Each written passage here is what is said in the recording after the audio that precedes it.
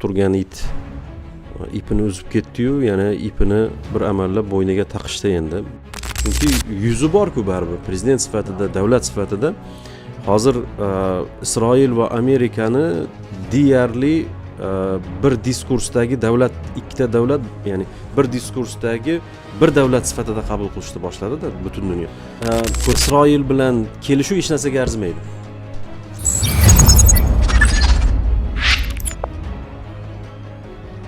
Demak, Amerika Qo'shma Shtatlari bu urushni tugatdi deyish mumkinmi? Ha, tugatdi deyish mumkin. Xuddiki boyagi quturgan it ipini uzib ketdi-yu, yana ipini bir amallab bo'yniga taqishdi endi. Bu ipni qachon uzadi ma'lum emas. Lekin mening nazarimda Trump davrida ham emas. Chunki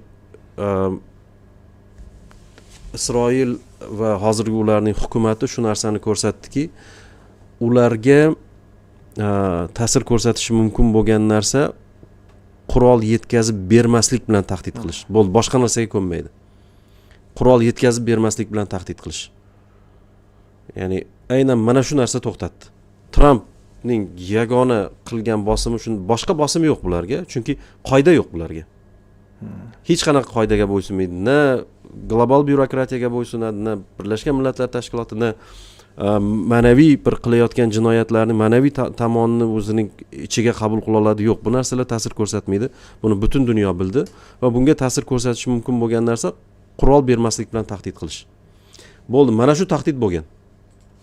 Agar davom ettiradigan bo'lsang, qurol to'xtaydi va musulmon davlatlarining hisob-kitobiga qo'yib beraman seni. Hattoki shunday qo'rqitib ham bo'lgan demoqchisiz. Albatta, bo'lmasa to'xtamaydi bular. Masalan, xuddi Armanistonga bo'lgan munosabat Rossiya tarafdan. Xuddi Armanistonga bo'lgan, chunki Armaniston birga bir o'sha nimalarning siyosatini yuritib kelyotdi. Yahudiylarning siyosatini. Katta Armaniston va katta Isroil. Isroilda faqat isroilliklar, yahudiylar yashash kerak, Armanistonda faqat armanlar yashash kerak. Haqiqatan ham faqat arman yashaydi. Hech kim yo'q Armanistonda. Monomillat Armaniston dunyodagi yagona bo'lsa kerak u. Endi ozarbayjonliklar o'sha urush davrida chiqarib yuborildi. Chiqarib yuborilgani. Shuning uchun birga bir bular o'xshaydi. Faqat nimaning orqasida, Isroilning orqasida haqiqatan ham katta lobbi, armanlarning ham lobbisi bor edi. AQShda katta lobbisi bor. Ha, va uning orqasida Rossiya turgan edi. Rossiya adolatga qo'yib berdi uni, ya'ni. Agar o'zing nima qiladigan bo'lsang, marhamat. Bu yoqda ikkita turkiy davlat nima qilib, bu yerda Isroil ham ishtirok etdi.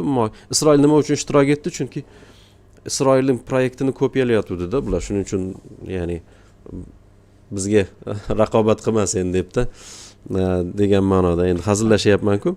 Shuning uchun xuddi hozir Armaniston taqdiri bilan tahdid qildi deyish mumkin. Armaniston qayerda joylashganini bilmasa ham. Albaniya desa ham buni.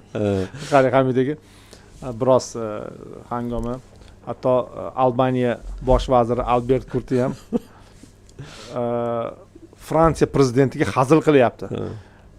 Kim turibdi? O'sha video bo'lsa, nima Aliyev bor, Macron va Albaniyaning bosh vaziri Kurti turishdi-da, Macronga aytayapti, siz nega bizni tabriklamadingiz desa, Macron hayron. Nimaga aytsa, biz Ozarbayjon bilan kelishib oldik-ku. Desa, Macron ham bunga bunday yuziga bunday yomon qildingiz degandek. Haqiqatan endi qiziqda, juda ham bir vaqtlar aytishadi-ku, Rossiya Gruziyaga bostirib kirib, Janubiy Osetiyani ajratib olayotgan bir vaqtda amerikaliklarning bir qismi tashvishga tushgan ekan. Chunki Amerikada Gruziya Georgiya deb yoziladi endi. Georgiya. Ular Georgiya deb o'qib, biz Georgiya shtatigacha kirib kelguncha qayerga qaradik deb rosa xafa bo'lishdi. O'zi amerikaliklarning o'zi nima bilan, geografiya bilan muammosi bormi deyman-da. Ali Zadornov rosa aytardi-yu, amerikaliklar to'g'risida juda ko'p kulardi. Ajoyib haqiqatda bu narsalar. Keyin mana boyaga aytganingizdek, Ali Armaniston Isroilga o'xshab qolayotgancha Isroil uni qabul qilmadi deyapsiz. Yana bir fransuzlarning mashhur filmi bor. Kuyovlari turli millatdan bo'ladi. Biri yahudiy, biri arab, biri xitoylik bo'ladi. Umuman zamonaviy davrni bir tasvirlab bergan. Shunday qarab turadi keyin 4-chi qizi ham turmushga chiqadigan vaqtda u ham xitoylik bo'lib qolsa, deyishsa, hali shu uchinchi yo'q xitoylik aytadiki yo'q deydi, men bir oilada ikkinchi xitoylikni ko'tara olmayman deydi. Keyin yahudiy ham aytadi, men ham deydi, ikkinchi yahudiy arab ham aytadi, yetarli deydi. Ya'ni bizga deydi bir oilada ikkita bo'lishimiz bizani bo'lmaydi degandek. Shuning uchun va mana shu qurol bermaslik tahdidi to'xtatdi. Uning ham sababi bor, ya'ni Amerikaga haddan tashqari butun dunyo jamoatchiligining bosimi oshib ketayotdi. Va umuman Amerikaning siyosiy institutlariga ishonch ketib qolayotdi. Dollar bilan ham bog'liq bu, mana ko'rib turibmiz. Haligacha o'ziga kela olmayapti. Shuning uchun demak Tramp qaysidir ma'noda erkin bo'lib bosim o'tkazgani yo'q. Majbur bo'lib bosim o'tkazdi. Bo'ldi, boshqa yo'l yo'q. Meni ham tortib ketyapsan sen bu harakatlaring bilan debdi. Chunki yuzi bor-ku baribir prezident sifatida, davlat sifatida hozir Isroil va Amerikani deyarli bir diskursdagi davlat, ikkita davlat, ya'ni bir diskursdagi bir davlat sifatida qabul qilishni boshladi-da butun dunyo. Ko'rib turibmiz-ku, o'sha ilojsiz boyagi Birlashgan Millatlar Tashkilotidagi rezolyutsiyalarda ham bunga yoqmasa ham buning tarafida turib ovoz beryapti. Natijada boshqa davlatlar Falastinni tan olishni boshladi va tabiiyki buni to'xtatish kerak va buni to'xtatishning eng asosiy nimasi, ya'ni bu Isroilni to'xtatish. Shuning uchun mening nazarimda aynan bu kelishuv oldingisiga qaraganda uzoq muddatli kelishuv hisoblanadi. Menimcha talab qat'iy bo'lgan olib chiqib ketadi xudmalarni, harbiylarni asta-sekinlik bilan o'sha reja asosida. Hatto o'sha Amerika Qo'shma Shtatlaridan 200 nafar harbiy kelib joylashtirilishi ham aytilyapti. Chunki ishonch yo'q, o'zlari ham biladi. Shunday. O'zlari ham biladi, ya'ni Isroil bilan kelishuv hech narsaga arzimaydi. Faqatgina tahdid qilasan unga, bo'ldi. Ya'ni o'zining uslubini qo'llaysan. U tahdid ham juda ham yalang'och tahdidda, boyagi qo'rqizib qurol bermayman, urush boshlayman degan tahdidnigina tushunadigan davlat bo'lib qolgan. Boshqa hech narsani tushunmaydi.